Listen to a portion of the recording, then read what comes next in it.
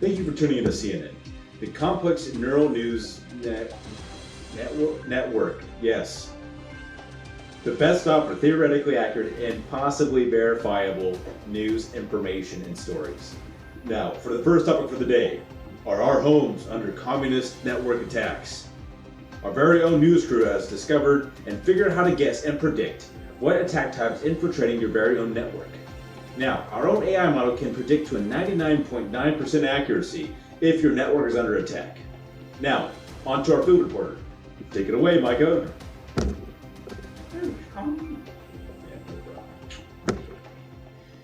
Cut. Go. Okay, so we first started by dropping the duplicates, and it turns out there was many, like he said in the thing.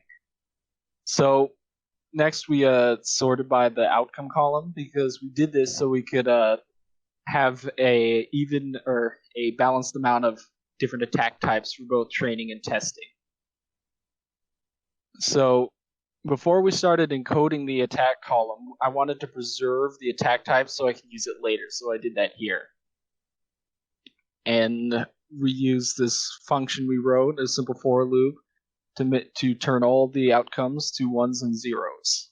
Okay, next we had to move on to the other encoding for the columns, so we had to count the list of symbolic columns. And we found out that isHost login is always 0, so we decided to drop the column altogether. And then we used onehot to break up the column into multiple ones, as you can see here. So the next step for us was then to normalize the data. And first I had to strip off the attack type column, and then I normalized it, and then I restored the column names to it. Then it was ready for the 75-25 split. And so before I did the split, I attached back the attack types. For every 4, the 4th one would go into the testing. And then after I was done with that, I shuffled the rows, and the attack type's still in there so that I can keep it. I stripped the attack type column again so I can use it for later. Okay, so when we were doing the training, we found out that Raylu did the best. And so we used that. We played around with some of the dense shape, and this is one that worked very well, so we decided to use it. So for the failed values, we aggregated the failed values together and created a separate data frame with that. Then we were able to kind of manipulate that, and I was able to aggregate which attack type was the hardest for our model to detect, and it turned out Where's client was the hardest. The accuracy score was 0.99. The confusion matrix looks like this with all ones here, and the rock graph looks like a straight line. Now back to you.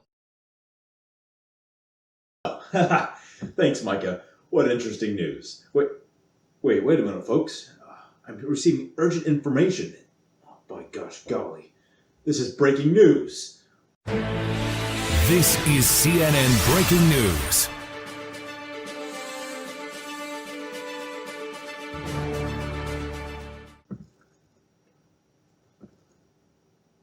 Hello, folks. Breaking news.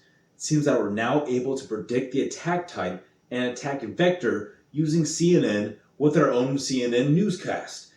The attack type, it seems, can be predicted. Yes, pull up the slides.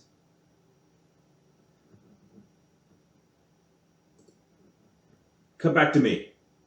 It seems that with convolutional neural networks, when we have to pre-process it, we have to pad it with 4 new columns. This allows us to get a perfect square of 11 by 11 or 121. So that way we just need to add 4 new columns to the 117 we already have. Now, moving on, we can see that we can pop the attack columns back in later by assigning it to a variable. Now we get the data ready for TensorFlow. Now we can see here that it's pretty easy. What we have to do is we just create a 4-dimensional shape by adding 11 by 11, which is the shape of the image we're using. Now, what the data looks like is an image. Now that's the confusing part. Look at this. Look how strange that looks. You wouldn't expect that just a simple row can create an image that we can use to detect and fill in the blanks later when we have missing information, which, i.e., the outcome column. Now, what we do now that we know this, what we can do is create a CNN model. Now, with the CNN model, we can easily see here that the square dimension has to be 11, the batch size 128, and what we can do is that we have the COVID, or we have conv2. I'm just going to call it COVID. We have COVID here with a 32 kernel size 3x3 and a strides 1-to-1 and padding is valid. Now, we found out that the best activation is ReLU. And with the ReLU, we can now add the max pooling size and we have to drop out to 2.5. And don't forget to flatten it. That's the important part. And now that we can do that, we can compile it using Atom. And what we did here is that we used the 0.01 and the decay of e to the -6. Now, and the metrics we use is also accuracy. Can't forget that. Now, lastly, we move on to training the CNN model. What we can see first, though, is the parameters. We have a total of 92,000 parameters, and trainable parameters the exact same. Now, when we train it, well, it's pretty simple. We just have to create a time start time and have the epoch show us the accuracy rating value. Now, what the accuracy rating value is, so we have the header right there, and shows on the left-hand side, of course, is if it's a normal, and the right-hand side is if it's an attack. Now, with a comparison with the tables, what we can do is we can compare with the prediction, with the actual, and then we can now give the actual attack type.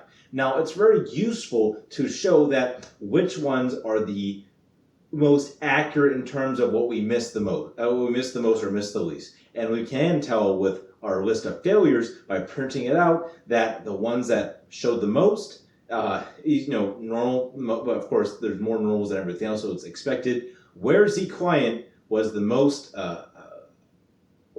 difficult to detect, but then in the strong third was Satan. That's not funny. Satan isn't funny. I don't condone. Now moving on. Now the accuracy score we got was a 99.8% accuracy rating, which is pretty good. By basing everything off an image, I would say that's better than we should get. That's better. That's good enough. That's good enough. And then with the confusion matrix, obviously we have the gradients very accurate. It seems to be a 1-to-1. 1. Everything's a 1. It's nothing crazy. And with the rock graph, just as previously, it's almost like a straight one line on the graph, and there's no curve. It's just perfect. It's magnificent. Thank you for tuning in to CNN, a news network. Tune in next week for our fascists taking over your bandwidth? Question mark? Why would you write question mark as a word? Why would you just